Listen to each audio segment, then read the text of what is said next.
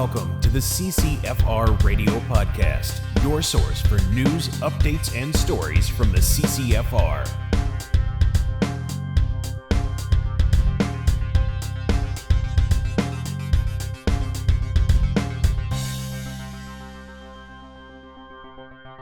Hey everybody, welcome to episode 159 of the CCFR Radio Podcast. I'm your host, 𝐿𝐼. Thanks for joining me again today on the show. We've got a lot of things to talk about. We'll start off with unveiling our brand new contest, which is the CCFR's Best Day Ever. So I can't wait to tell you the details of that. So that's coming up right away. That's coming up first. Then we've also had some new firearm prohibitions trickling in from the RCMP as usual. And these were firearm prohibitions that are in effect from Bill C-21 and the May 2020 OIC. Interesting how that happens, right? Polysensitive, yeah, goes crazy again. So we'll have a look at some of their ridiculous behavior. They get on Twitter and you know how it goes there. And there's been some home invasions and a couple were caught on video in the GTA. And yet there's some people out there and they're armed home invasions, at least one of them that we have video of. And there's people out there saying, sit down and take it, don't defend yourself. Kind of interesting. Anyway, all that and more in this episode, but first, a word from our sponsors. A huge thank you goes out to our great friends over at the Saskatchewan Rivers chapter of Safari Club International. They do a lot of great work over there, including supporting the CCFR and the CCFR Radio Podcast. Check out all their great work at saskriverssci.com. That's saskriverssci.com. And thank you so much to our great friends over at Vortex Canada. They continue to support the CCFR podcast and the CCFR. Can't say enough about them. Check out all their great products at vortexcanada.net. That's vortexcanada.net. Vortex, the force of optics. Need a new boomstick? Bullseye North is Canada's shooting superstore and a proud supporter of the CCFR. With a wide selection of guns and top trending gear for any shooter, they have what you need. Plus, free shipping over $250, which includes ammo, or flat rate shipping of $17 under $250. Some conditions apply. Subscribe to their weekly newsletter to get first access to the hottest deals. CTOMS has been a provider of trauma care training to military and police in Canada for nearly 2 decades. Now this emergency medical training is being made available to a wider audience through CTOMS online courses. Go to ctomsacademy.com and use promo code CCFR30 to get 30% off. That's ctomsacademy.com. All right, we are back. So the very first order of business is to unveil the brand new contest. And as I mentioned in the intro, it's called the CCFR's Best Day Ever. So rather than to, tell you all the details and bore you, we have the video that we did that has gone up on social media and whatever. The video commercial. I'm just going to play that. You can check it out and we'll talk about it in a second. What would the CCFR's best day ever be? Just a guess, but we can imagine you'd fly all expenses paid from anywhere in Canada to meet up with Rod and Tracy in Calgary, Alberta. You'd check into a hotel for a great night's rest, only to show up at the Calgary Shooting Center and drop $5,000 in a shopping spree. Then you'd shoot some guns in their indoor range. You'd enjoy a nice lunch, and then head over to the shooting edge, spend another $5,000 and shoot more guns. And then you debrief over dinner with the CCFR crew, zip back to the hotel for a great night's sleep, and fly home the next morning and have your $10,000 worth of winnings shipped directly to your home. If that's what the best day ever sounds like to you, you're in luck. The CCFR's Best Day Ever contest opens February the 1st and closes on March the 10th, 2024. That's only about 5 weeks to get entered into one of the coolest contests the CCFR has ever held. 2 runner-up prizes will be awarded as well. A huge Firearm Rights or Human Rights neon sign worth around $1,800 and an equally awesome These Guns Are Not For Sale sign. Here's what you do. Donate $25 to the CCFR using this link at ccfr.ca and receive 1 free entry into the contest. Donate $100 and get 5 free entries into the contest. Read all the contest rules at ccfr.ca before entering. Again, time is running out. Contest ends March 10th, 2024, so go to ccfr.ca right now, help the CCFR, and get a chance to win the best day ever. That's ccfr.ca, and if you win, Wilson and I will see you there. All right, that's pretty exciting, right? The CCFR's best day ever. Now, I just want to fill you in on a couple of details, and then we'll get Tracy on. So, number one, pay attention to the timeline. February 1st to midnight on March the 10th, midnight Eastern time. Okay, it's like 5 weeks. So if you want to help the CCFR, you want to donate, you want to get free entries into the contest, just do it right away. Because if you forget about it for a few weeks, it's over. And that's because we don't want to have contests running like for a year and you're like, didn't I enter that like 8 months ago? And I don't know. It's far more exciting if you do it all at once and you get to award the prize when people are still thinking about it, right? Because you get excited when you enter, you want to know whether or not you won. So anyway, ends March 10th at midnight Eastern time. So there'll be a podcast, I think that next following week, we'll announce the winner then. And I usually call, well, I think every time I've called every winner in every contest that we've done myself on the phone. So hopefully we'll get a hold of the grand prize winner and even the neon sign winners and get their consent, and then I'll play the call for you on the podcast. I love doing that. I mean, what's better than calling someone and giving them like $10,000, right? The other thing is the contest itself was designed to be done start to finish over a weekend. So if you win it, you don't have to take any time off work. So Friday night you'd fly. And I mean, if you want to go a week early to Calgary and hang out, at your own expense, you're welcome to do that, right? But Friday night you fly, you get 2 nights hotel, fly from anywhere in Canada to Calgary. All the festivities are on Saturday and you're flying home on Sunday. So you can get this done without taking any time off work, hopefully. Make sure that you read all the contest rules before entering. There's a lot of information in there, and that's important. One of the pieces in there is for Tracy and me to come out and shoot rounds with you at these gun stores, 2 of the best gun stores in Canada, much less in Alberta, and hang out with you during your shopping spree and all that stuff. For us to do that, we have to coordinate the weekend together. And so there's no guarantee that all 3 of us, you and Tracy and me, can all coordinate that. So if one of us have to drop out because we have other commitments, then that's the way it is. Just so you know that before you're entering. It's in the rules there. And I think finally, the last thing is residents of Quebec are excluded. You cannot enter the contest. And before you start hammering the keyboard in the comments about how we're discriminating against Quebec, it's your government, right? And if you've lived in Quebec for any length of time or your whole life, you know that it's not just us, it's everyone excludes Quebec when it comes to these contests and giveaways and stuff like that. And that's because the Quebec government has all these requirements. And basically they're like, okay, what's the total value, the flights, everything? You do that, you calculate a fee, a tax based on how much you're giving away. You pay that to the Quebec government. You pay that to them in advance with your application, and then they decide whether you can run that contest in the province. And it's like, you know what, forget it. And that's why basically everyone excludes residents of Quebec. So it's not us, it's your government. If you're looking for a cause in Quebec, right, a political cause, that's a really good one. Get them out of people's lives, and then all these things will be open to you as they are open to the residents of the rest of Canada. So anyway, I'm sorry about that, but you know what?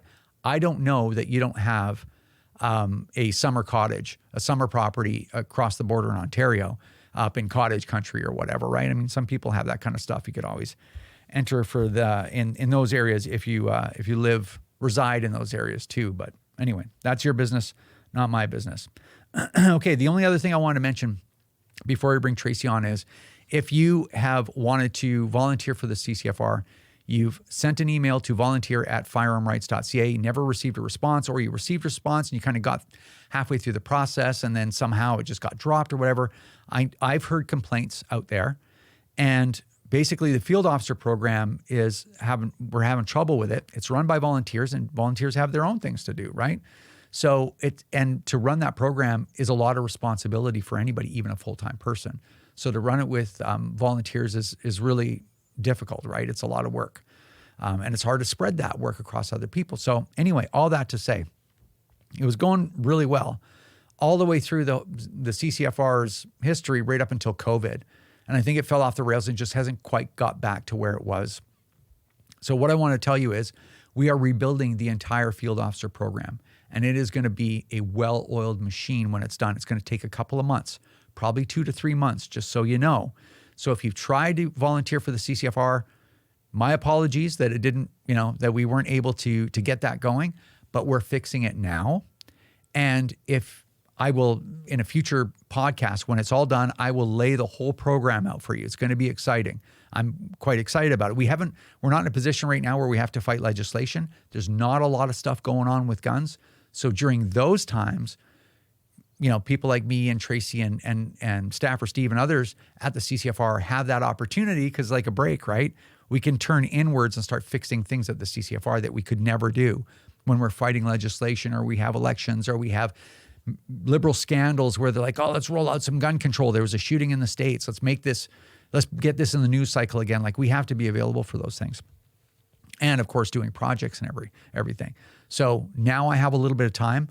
I'm rebuilding the FO program as well as developing a couple of projects that we've been kind of hinting at as well. So in the next a few podcasts from now, I will give you all the details. So hang in there if you wanted to volunteer and you weren't able to kind of get in or get through the process.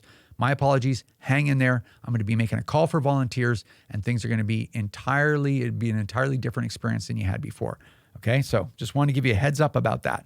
And that includes rebuilding the existing field officer program, not just the outward-facing aspects of it. So there you go.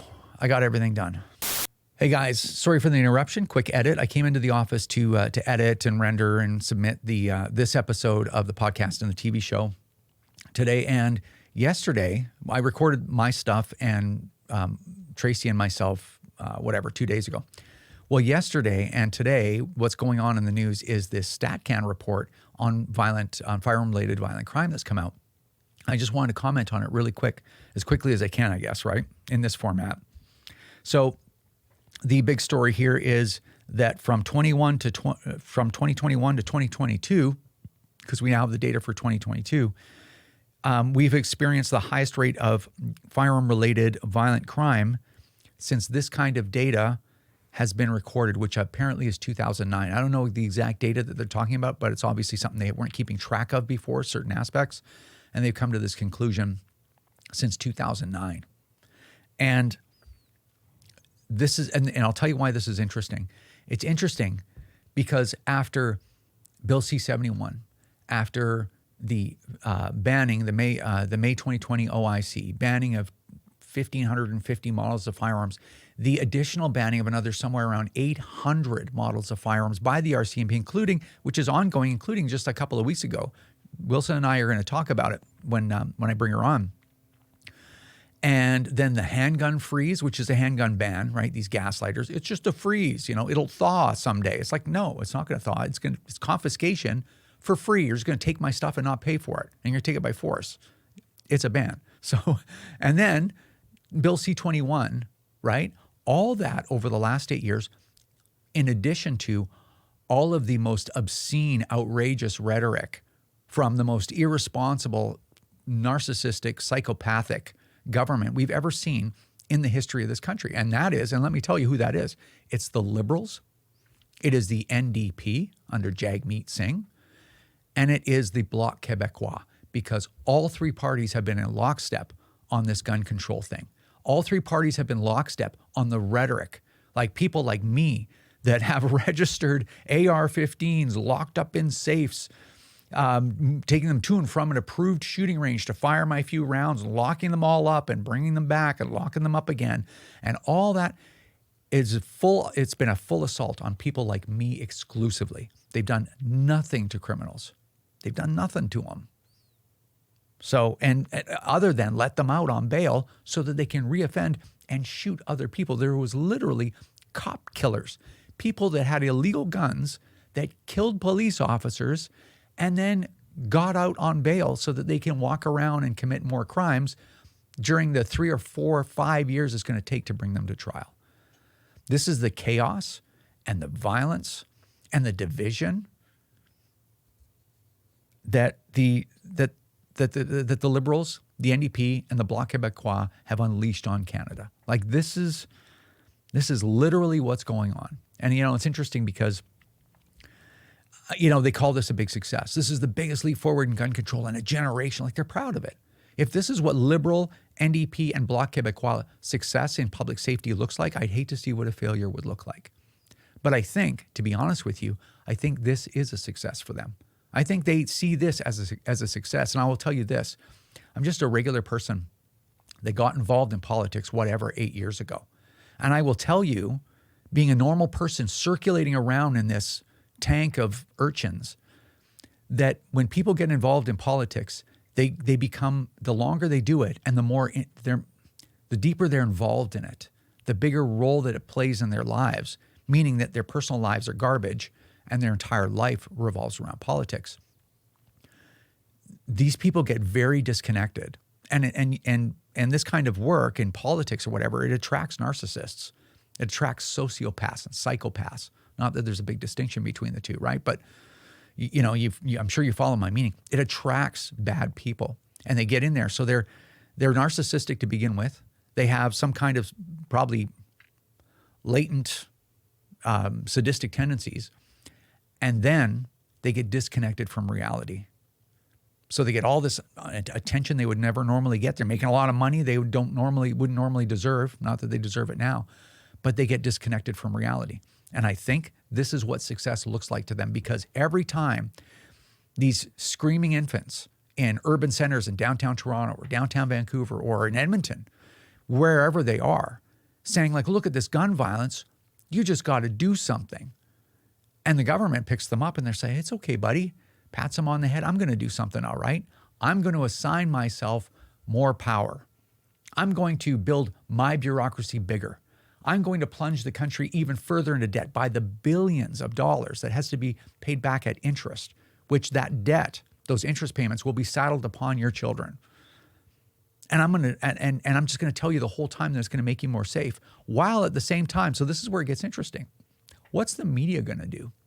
Are the media going to say, my goodness, Liberals, NDP, and Bloc, you've spent billions of dollars, you've engaged in just this ridiculous spewing of outrageous rhetoric, just obscene rhetoric about law-abiding gun owners, not the criminals. You've been very nice to them. It's just the people that have firearms licenses. Yet, after almost a decade, violent crime involving firearms has gone up. Will they hold them to account? Who knows? You know, will people in downtown, the people that are like, well, the Trudeau, you know, he's got great hair, and you know what? None of this stuff that's happened to him is his fault. And even the things that are his fault, we can all learn by them. Like these soft-boiled people, will they wake up? Will they say, I have a chance of catching a stray bullet when I go to the Eaton Centre in downtown Toronto? Why? Because I've been supporting this ridiculousness for almost a decade.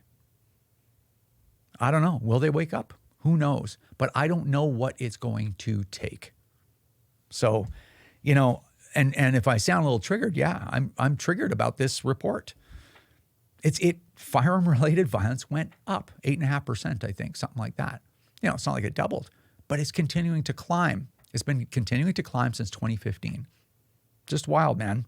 I don't know. It was worth talking about a little bit. I'm sure Wilson will want to talk about it in the next episode, but I just wanted to bring it to your attention. So you can find this online. I'm not going to put a link or nothing, but you can find this report online.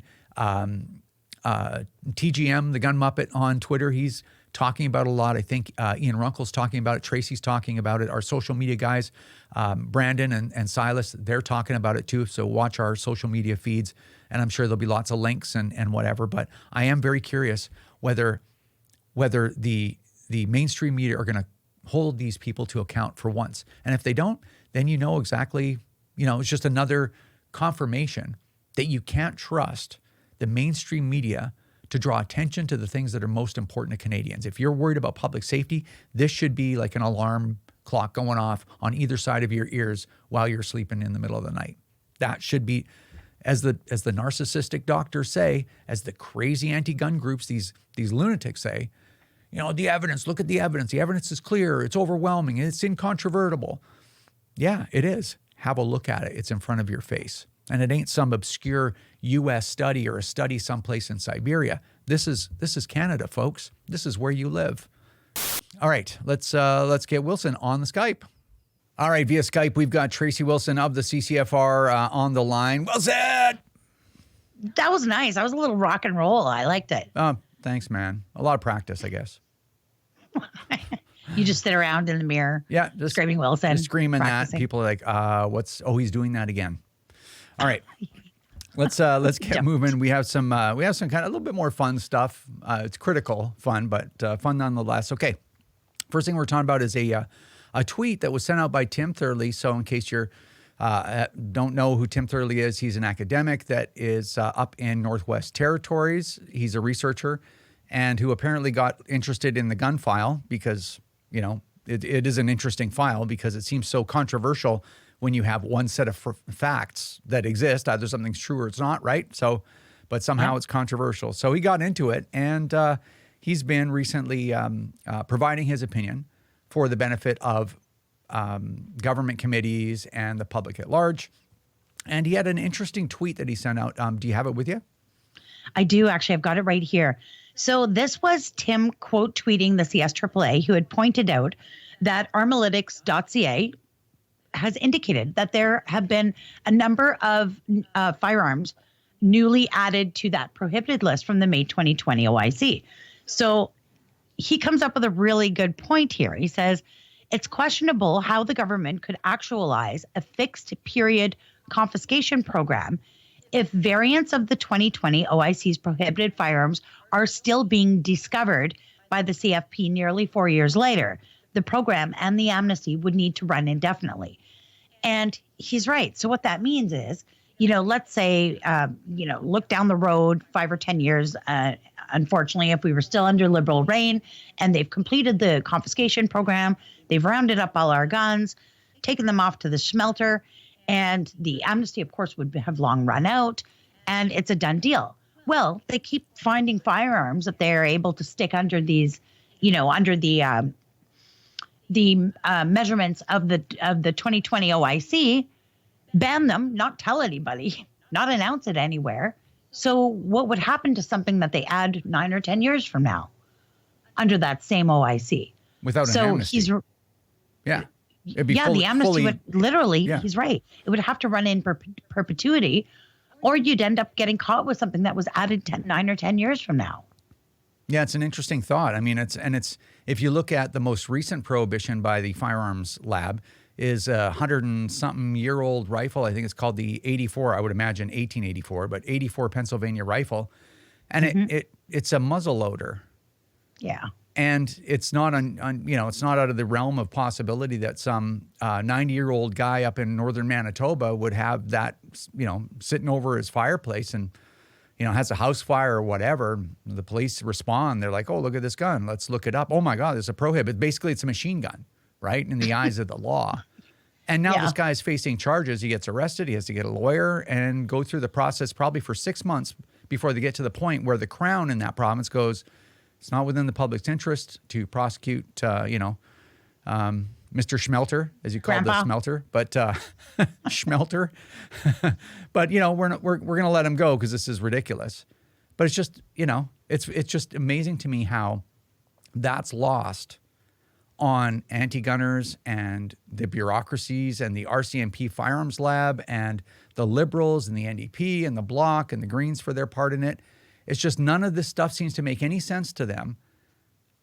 And they can't seem to... They don't care. It's weird. They can't square that circle. They can't say, well, it's all about public... They say, it's all about public safety. And it's like, well, is it? Let me paint the scenario for you. Look what just happened. And there's like silence, right? It's just crickets. It's just very interesting to me. Oh, yeah. Like, do we all feel safer?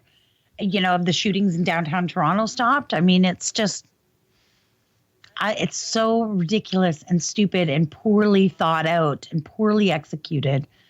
And it's just going to be one big mess. Yes, it is. Got to turn it around. So anyway, okay. So we'll switch gears over to a little bit of fun stuff, just looking at the buffoonery of the people over at Police Saint-Sylvain, And so it's funny because we'll leave them alone in hopes they'll just... start acting like responsible folks. And then they have to start it up again. So they'll tweet something provocative just to keep it going. It's funny. And then, of course, if anything comes back at them, then they claim to be being victimized all over again by these terrible gun owners. This is their whole shtick. Mm-hmm. It's been going on for as long as I've been involved in this stuff. It's just horrible. And of course, you know, the liberals will come to the rescue and the mainstream media and the rest of this stuff. It's quite unjust, actually. But anyway, they've decided to try to spark it up again by tweeting about the amendments that were withdrawn 8 months ago and calling us liars over it. Yeah, they actually said, legitimately, they said the CCFR exploited the complexity of the file by lying to gun owners. They put it in capitals. And they're talking about how G46 would have banned a variety of hunting rifles, which the liberals fully admit to. They fully admitted, okay, you were right. There's going to be a bunch of hunting rifles that would be banned under G4 and G46, and they withdrew those amendments. All the hunting groups agreed with it. The First Nations agreed with it, and even the liberals agreed. You're right. It's a hunting gun ban. Let's withdraw it. Poly's still losing their mind over it and debating on social media. They made some thread. They used some of their own homemade documents.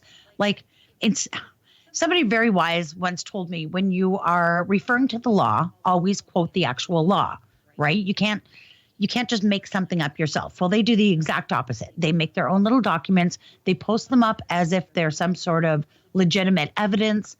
Meanwhile, you've got technical experts. You've got TGM, the gun muppet on Twitter, who's actually a cop. He's a law enforcement. And then you've got Ian Runkle, who's a firearms lawyer, very experienced and specialized in firearms law, who are all like, well, no, actually, Polly, you're wrong on this. Of course, those guns would have been banned. It legitimately said that right in the legislation. And those were later withdrawn for that reason.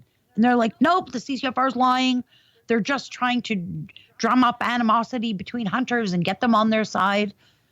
And it's literally ridiculousness, because every single expert, including even the liberals, have said that, yes, there would have been hunting rifles banned in G4 and G46. Therefore, they withdrew them and said they'd look at it later. So Justin Trudeau himself said it. Yes, he literally said it. Yeah. They're like, no, liars. Yeah. Wow. I don't know what's going on over there. I don't know. Yeah. So, and you know what else is interesting with that is, if you look at their ridiculous Twitter feed, the majority of people that follow them are gun owners just looking for their buffoonery and to expose them. Mm-hmm. So if every gun owner unfollowed them, their number would be half. And then, and here's how you know, because if you look at the traction that they get for tweets, like I have a very small Twitter account, but then, you know, I'll tweet something that's kind of, you know, funny or insightful or whatever. And, you know, like I'll get 100 or 200 likes or whatever, right? Which is not much in the grand scheme of things. But them, with the mainstream media fully behind them, the government, the opposition parties, other than the conservatives, doctors groups, victims groups, all these people behind this, like they'll get like, I don't know, 10 likes or 20 likes and stuff. Yeah, 13, 11, 8. I looked earlier just to see. Yeah. Yeah, they get no traction. But they're getting totally ratioed in every single comment section, right? They're like, they're liars. Yeah. Like, I don't know. It's strange behavior. Yeah. And well, speaking of Polly, if you remember, in the last episode, we showed a City TV news segment, and it had Heidi Rathjen being interviewed about Bill C-21.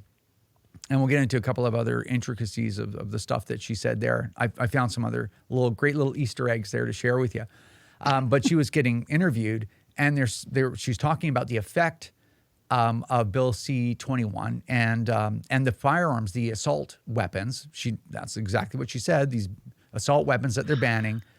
And while she's talking about that, City TV runs a 30-round mag dump in a full auto AR-15, well, an M16 or M4, right? Full auto, 30-round mag dump, while they're talking about the guns that were banned in Bill C-21. So I don't know what a lie looks like, but that's pretty close. But anyway. Yeah. As I was looking through that video, it was funny. There was two other interesting things. I just want to share them with you. So you can call these clip of the week if you want, your clips of the week.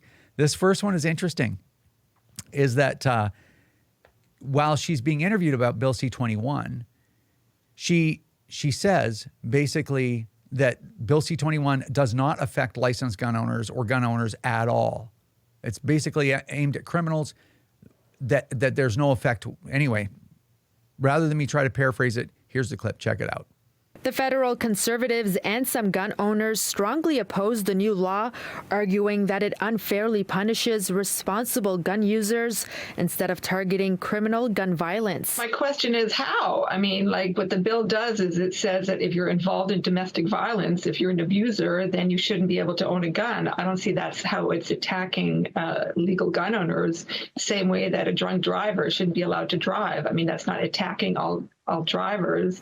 So you see what she did there is they were actually talking about the changes to the red flag measures, which actually further complicates the seizure of firearms from domestic abusers. But she's saying, well, what, how does this affect licensed gun owners? It only affects them. No, every single measure in C-21, aside from those complicated changes to the red flags and the increase in the maximum penalty for smuggling, which nobody ever got before, so they're certainly not going to get it after. Every single other measure within C-21 directly impacts gun owners and impacts them generationally.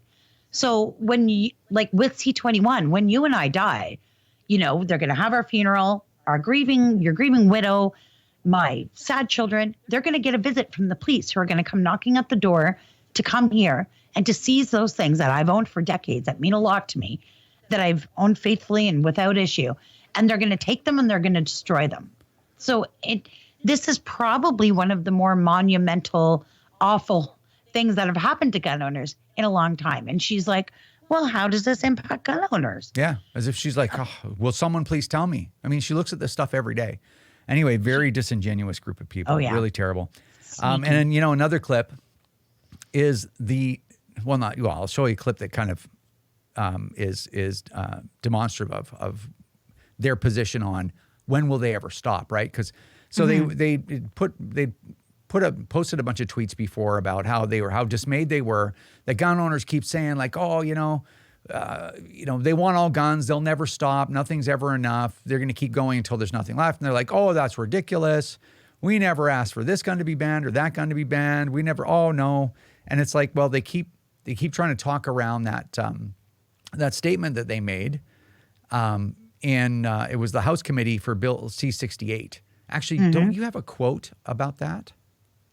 Handy? Well, there was something that Tim had quoted in his story about them, where Heidi was testifying in House Committee under C-68 and said that if the bill passed without major amendment, that their fight here would be done, that they would be done fighting and they would be happy with that. And that's exactly what happened. And here we are, how many years later, and they're still screaming from the rafters for more gun bans.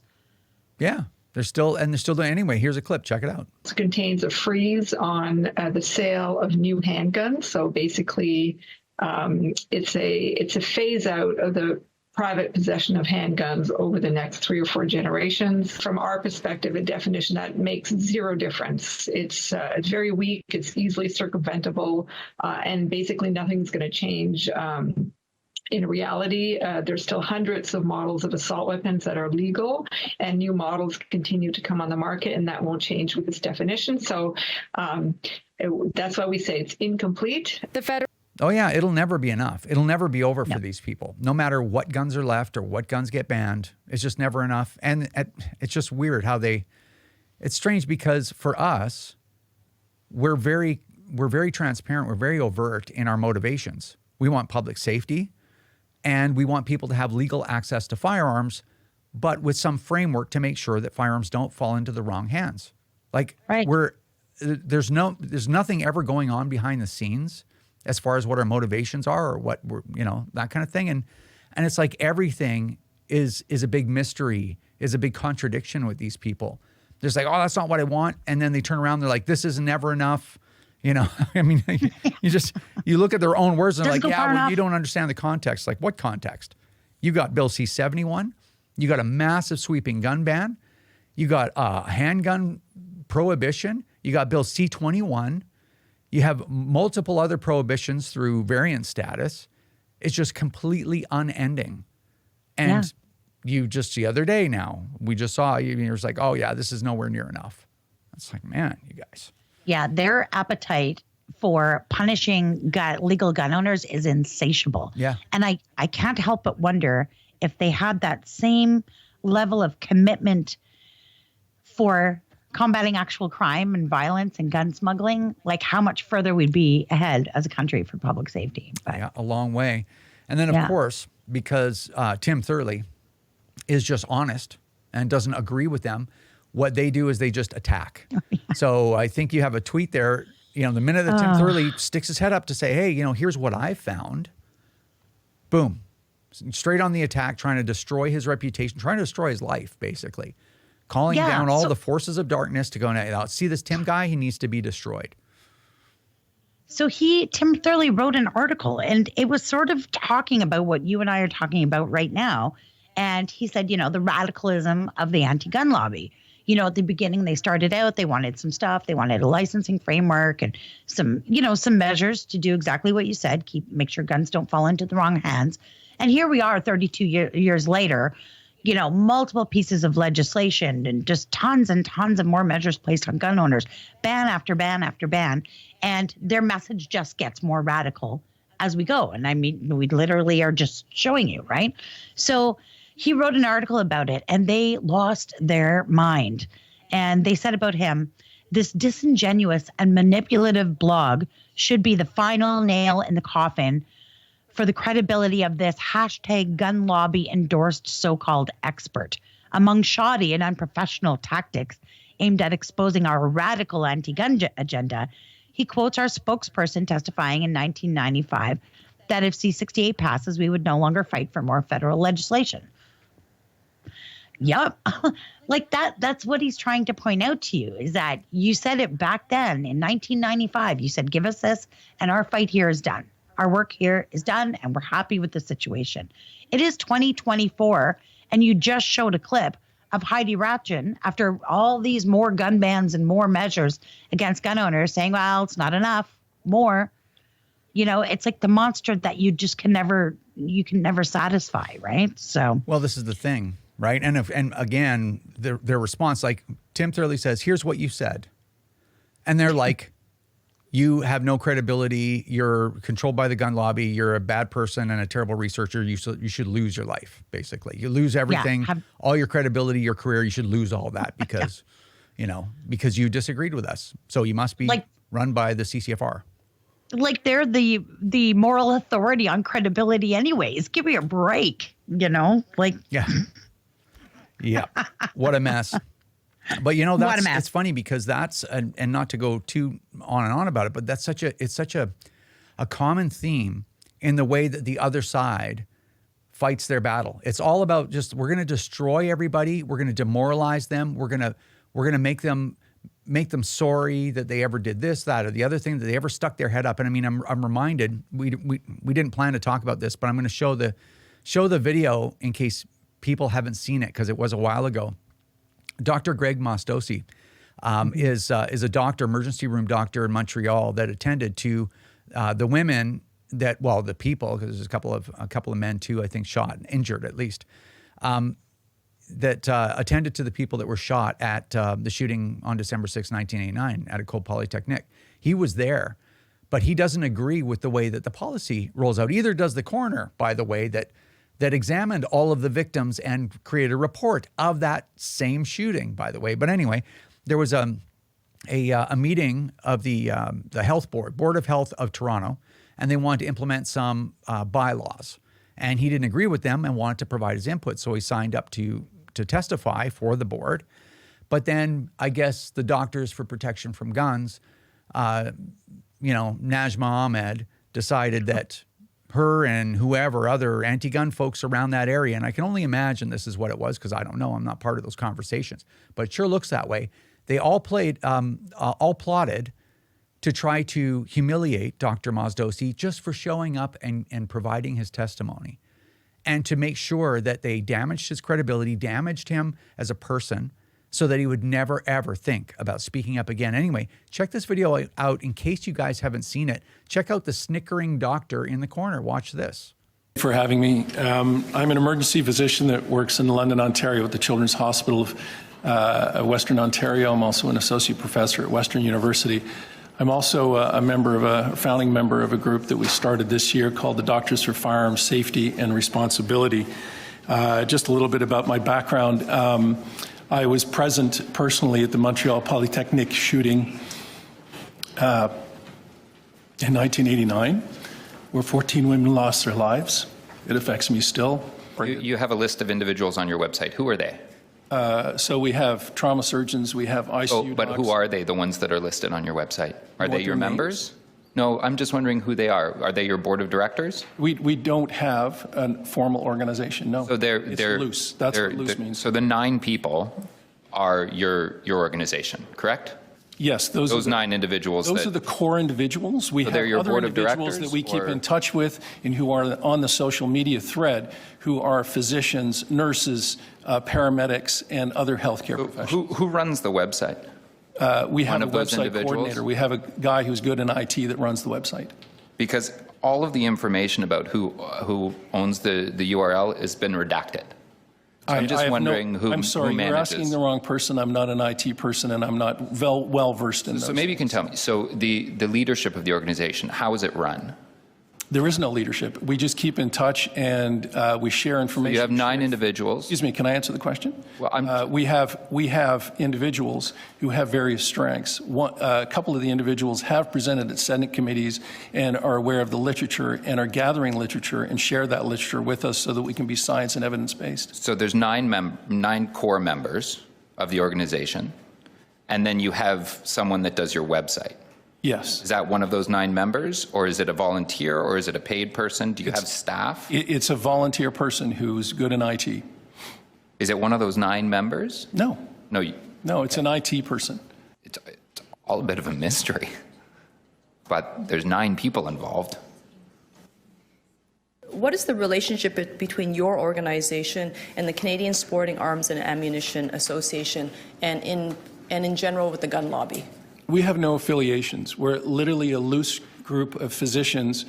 Let me put into perspective. As healthcare workers, if we speak up in support of firearms, in the peaceful use of firearms, the sporting use of firearms, then in fact we are vilified. One of the members that Mr. Layton has referred to was actually threatened with job action because she simply spoke up in support of her sport, which is That wasn't cowboy my shooting. question. I just want to know what was the relationship between your organization, the Doctors for Firearms Safety and Responsibility, and the Canadian Sporting Arms and Ammunition Association? What's the relationship between these 2 organizations and your organization and the gun lobby in general?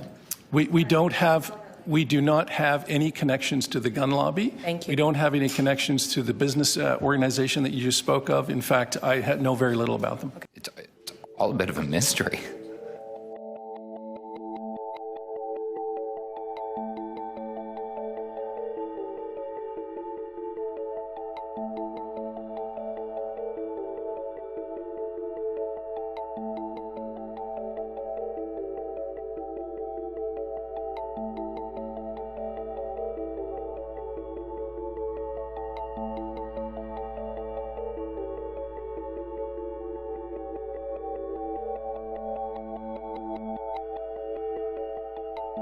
And then, of course, you can't forget, you've got the lesser son of Jack Layton, Mike Layton, there as a Toronto City Councillor. I don't know what he would be good at all in society. But anyway, just again, this sneering, ridiculous, lesser man sitting there and criticizing and focusing like, well, who runs your website? I mean, it was such a mockery of responsible, behavior by adults that it's even hard to watch. But anyway, Yeah. pretty wild. All right. Yeah, it's tough, and it's not the first person that was treated that way by them that definitely didn't deserve it. I know there are mothers who are survivors, and they've lost children to gun violence, and all kinds of stuff that they either shun or discredit, like just treat them horribly, and it's wild because you say anything about it and they hide behind the wall of, being victims of a mass shooting 32 years ago. And, so you can't say anything about it. And it's just a really, really dark way to try and deal with issues that matter to all Canadians, right? Yeah, not good people. Not good people at all. So anyways, All right, next thing. There's a couple of videos floating around about the rising crime that we see in Canada. And the first one, I'm just going to play it right now while we're talking. But this one came from Brampton. And so this is an attempted home invasion with 4 guys with masks on. And I think we ended up getting the video from the person whose house that is. Yeah, the guy sent it to me. I had shared something else. I think it's the other one that we're going to talk about after. I had shared that video on Twitter or X, and he had sent me a message, and he said, hey, I just had a very similar thing happen to us on Friday. And he's like, can I show you the video? And I was like, oh, okay. And he sent me the video, and I watched it like probably 3 times in a row with my mouth hanging open. I couldn't believe it. And I said, oh my God, are you all right? Do you know who these people are? I assume you've called the police. And he said, oh yeah, we called the police. They were there within 8 minutes, which is a really good response time, but I couldn't help but think, watching these people smash their shoulders into his door, if the frame of that door had given way and they had got in the house, and it's 8 minutes for law enforcement to get there with, when something bad's happening, you're going to call a good guy with a gun, right? In 8 minutes, what could they have done to him, to his family? I think of my own door. And if somebody was to breach that, what's beyond that? Well, everybody I love, To me, I don't know. That's my worst fear, would be that feeling of, something life-changing or life-ending could happen right here, That all would happen in 90 seconds. Yeah. That's all, like a regular size house, whatever, 2,500 square feet, 90 seconds. Yeah. But anyway, it's just amazing. And I don't know, I think it's hard for people to really put themselves, like, imagine the sound that made, the door just getting pounded like that. And it's just like, it's on like right now. So it's what a terrifying thing. And then of course, here's some footage of another video that was floating around. This was one in Mississauga, Ontario, I think about a week previous to this one. And the interesting thing about this one is you got 5 guys and they had a handgun with them. At least one that we know of. At least one, When they got scared off by the owner, when they were running away, one of the guys pulls out his handgun and he shoots and lets a round go in the air. Probably to say, don't chase us or we're going to open fire on you. We're armed. But it's just amazing. And oddly enough, it kind of dovetails into this story that was sent to me by our social media manager, Brandon. So the name of this story is Vigilant or Vigilante Dads. So I was wondering if you could just kind of read a little bit of this story. Yeah, well, here's the breakdown. So this community in Langley had a lot of break-ins and things being stolen and just crime happening in their neighborhood. And people got sick of it. And on Christmas Eve, a group of dads, I guess they have some sort of Telegram chat or whatever, a group of local dads had got together and said, look, we're just going to go for a walk around the neighborhood and see if we see anything.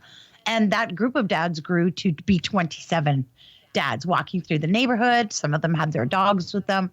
And in any event, they ended up splitting up into groups. They actually did catch somebody doing a break-in to a local business. And, there was varied opinions in their community. There was a lot of people who spoke to the media who, including the person who was the victim of the break-in, who looked at them as heroes, right? Here they are, police do the best job they can do with what they've got, right? But they're usually there to pick up the pieces. And preventative is very difficult for law enforcement. You can't guess when a criminal is going to be somewhere, right? So they were hailed as heroes by a large number of people in their community. And then there was some folks in the neighborhood who were complaining, who called them vigilantes. And, this is a matter for police and they shouldn't be out there doing this. So, it's just interesting how, as much as we're all the same, we're not, Yeah, well, the interesting thing that I like to bring up is it has taken the government and the bureaucracy and the mainstream media, the legacy media in Canada, probably 30 or 40 years of just chipping away at the intellect of Canadians to get them to the point where they think protecting themselves with or without firearms, that they think defending themselves against something like rape, assault, or murder, or even having their things taken is somehow morally wrong. Yeah. It's you're morally superior if you're raped and killed than if you, God forbid, used a firearm to protect yourself. And it's just a really interesting case study on, I don't want to use too inflammatory of terms, but it's like a psychological warfare. You're hammering people day in and day out to overcome or overtake their natural instincts. Like, I don't want to be murdered by somebody. I don't want somebody to come into my house and do terrible things to my family and maybe kill us all. So I'm going to stop them from doing that if I possibly can. And apparently now you're like taught that that's bad, that you will. That's where we're at. And the reason is, and it's real, because you will feel the full weight of the state if you do that. Now, anyway, it's very interesting. And it brings up one other point I just want to make since we're on the subject. It's funny because like on social media, every once in a while we'll have somebody that's like, well, you guys need to be talking more about self-defense. And it's like, I think people that make these remarks, they don't lift a finger to figure out whether or not we talk about self-defense or how we feel about it. Right. And when I say not lift a finger, I mean they won't even go to our website and look around. Like on our website, we have our policies. And they were written a long time ago when the organization started. And I think I looked through them, I don't know, maybe 4 years after. So I guess about, 4 years ago. And just made sure that they were still, looked okay. And I made basically almost no edits. But we have a policy on self-defense with firearms, that should be a right that people have. We have a policy on concealed carry, for gosh sakes, right? It's not something that we're actively lobbying for, because we're not even going to have handguns if things keep going the way that they're going. But we have a position on that. And I have to defend those policies because they get brought up all the time in Senate and House hearings. And like every time I've been there, I've had to defend those policies. And I do. Just recently in the Senate, I did. And in mainstream media interviews, when it comes up, I defend them, because that is an appropriate, in my opinion, and the opinion of our organization, that is an appropriate use for a firearm. As long as it's done in compliance with the criminal code and the law of Canada, basically, that your response is proportional to the threat, that it's reasonable in the circumstances, all the rest of that stuff. We're not saying you should be able to just go shoot anybody that looks threatening, but if somebody is kicking your door in and they're armed, then the law in Canada actually says that you can use whatever force is necessary to stop the threat. But just in Canada, it's complicated. But yeah, it's no secret at the CCFR. It's just weird how people are like, talking about the real reason. It's like, yeah, I know. We even have a policy about it on our website. You can go there and look at it before you accuse us of never talking about it. Well, and we're the only national organization that puts our policy positions, which is basically, it's our stance, our position on those topics. It doesn't mean that we're, you're right, not lobbying for it right now. Like at this point, we're barely hanging on by our fingernails. Yeah. But we put those out there, and that's right from the beginning. They've always been there. Yeah. So when people say, well, it's not just about this or that, they haven't lifted a finger to do a bit of homework to see what we, what we talk about. And in fact, we even advanced a self-defense argument in the court challenge. Yes, we did. Yeah. Yeah. Anyways, it's just people listening to, just being lazy, right? Yeah. Yeah. Just lazy. And, it's so easy. I guess you get into a pattern online where you just you get frustrated, you get angry. It's just like, I'm going to throw crap at everybody. I'm frustrated too. Yeah. Join the club. Yeah, I'm there too. And it's I think that may be part of it, is it's just sort of easy to lash out, and but that's not the answer. And yeah. I mean, I think we're probably definitely the most reasonable lobby group. But yeah, we're probably the most forward facing with those issues, because we put them right out front. There's no denying it or pulling it back. It's out there. It's always been. Well, if you read our policy on classification of firearms, we even address full autos. Like it's anyway, whatever. Okay. Last thing, National Range Day is coming up. So it's on June the 4th this year, I think. No, it's June 1st of 2024. So it's always the first Saturday in June each year. So this year that falls right on the 1st, which is great. The website's kind of a little bit under construction. It's almost done. There's some resources there that you can use. There's posters and videos and information. But in the meantime, while we get those last few changes done to the website, now is a time where everybody should be talking to their club and range executives, talking to their members at their clubs and saying, hey guys, what are we going to do for National Range Day on June 1st, 2024? So my recommendation is always like an open house, or maybe a ladies range day or a youth range day. There's a million things you could do, but it's a great opportunity to open our doors to Canadians, let them come in, see what we do, and maybe have a better understanding of who we are, why we do it, and why it should be saved. Right. And then one more thing I will mention, like, don't forget, it's National Range Day belongs to everybody, everybody in Canada. And I mean, we created it, and the website and the logo and the copyright, the licensing and all the rest, like, yeah, fine. And the commercials. Yeah, we paid for all the resources and built the whole thing, but we did that for everybody. It doesn't have a CCFR branding on it anywhere. It's not ours. It's for Canadians. And so if you're another gun organization or your wildlife federation or your range or whatever, you want to make National Range Day merchandise and sell it, then just reach out. We'll give you a license for free. You pay us nothing. It basically will just belong to you, and you can do that and raise money for your own causes, or for your range day to recoup your money or whatever. It's all club, there whatever. For everyone else, with nothing coming back to the CCFR. And the only way for us to ever have a National Range Day adopted by everybody was to approach it like that. So just in case you guys don't remember exactly what we did there and why we did it, that's the reason. So there's no excuse. There's absolutely no reason to not participate in National Range Day, to promote it, to promote the logo itself, to do whatever, to sell clothing that you print yourself. There's no reason not to do that. So that's right. Yeah. It's got nothing So to when do you're with the done CCFR. watching this video, send off an email to your range executive, or send them a message on Facebook, or however you reach out, and say, let's get together and start a committee and do a fun event for National Range Day, June 1st, 2024. Absolutely. Okay. We've been at it a while. I think we covered everything that we had on our list. Yes. So anyway, thanks for the update, and we'll see you in the next one. All right. We'll see you then. All right, that's going to do it for episode 159 of the CCFR Radio Podcast. Thanks, everyone, for watching. Really appreciate it.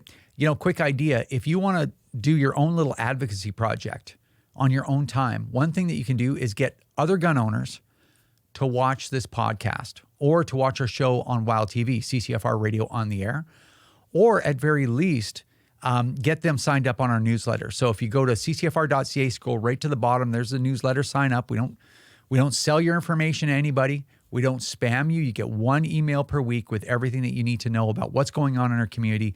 And we need to get people involved. They don't have to be as in up to their eyeballs like we all are, but we just need to be able to reach them when we need them to cooperate with one of our projects, to be a bigger voting block. Any of those things, those are all very important things. And to do that, we need to have contact with people, and we have to have people thinking about it, at least at some level, right? So anyway, if you can do a little bit of work for that, that would be just fantastic.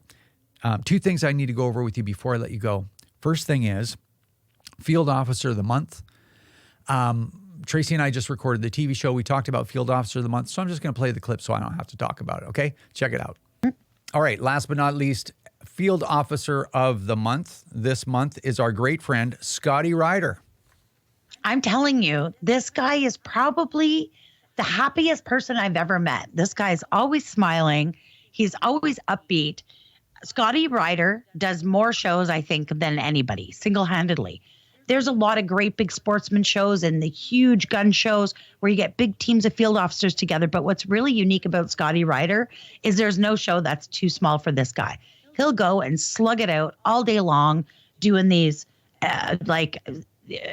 small neighborhood gun shows. And it's just awesome. He's a great friend to the CCFR, a huge help to me personally. And I just love him. He's just the nicest, happiest guy around. Yep, Scotty's a machine. And if you're not sure, what you get for Field Officer of the Month is a year's subscription to Canadian Access to Firearms, CATF, graciously donated every month to us from our good friend Donovan Dewis over at CATF. So thanks, Donovan, for that. And you also get a $100 gift card or promo code, as it were, for the CCFR online store. So again, thanks so much for all of your work, Scotty. We really, really appreciate it. And the last thing is, again, the best day ever contest. Hey, what could be better than that, right? Flying across the country, all expenses paid, stay in a nice hotel, shoot guns with Rod and Tracy, if that's what you're into. If you want to do it by yourself, that's no problem. Just let me know that. That's okay with me too. And get $10,000 worth of stuff shipped to your home, right? And we're paying the taxes too, by the way. In the rules, it says that we're not, but we are. So it doesn't cost you anything, probably just to get to the airport and get home from the airport, roughly. So really important, read all the contest details and rules before you enter. So if you want to donate to the CCFR, now's a great time to do that. Just go to ccfr.ca. You can enter the contest. $25 gets you 1 free entry into the contest. A $100 donation gets you 5 free entries. Get into it as quickly as possible. If you want to become a member of the CCFR, you can do that too. If you want to become a member of the Insiders Club, the Insiders Group, you can do that as well. So if you donate $20, a recurring donation of $20 or more per month, you're in the Insiders Group. And basically you get to get into a hour to 2 hour long, usually about an hour and a half. It seems like that's how long these meetings are. A web meeting with me and Tracy and the other insiders. You can give us feedback. You can tell us your ideas. You can talk to other members. It's pretty cool. So that's the Insiders Group. So no, you don't have to take any other action other than do a recurring donation of $20 or more to the CCFR at ccfr.ca. Anyway, thanks so much, everyone, for your support. Lots of news will be coming up in the next podcast. Thanks for watching. Take care. We'll see you next time. This is another episode of the CCFR Radio Podcast. Remember, if you don't stand up for your own ability to own and use firearms, who will? Join the CCFR or donate right now at www.firearmrights.ca.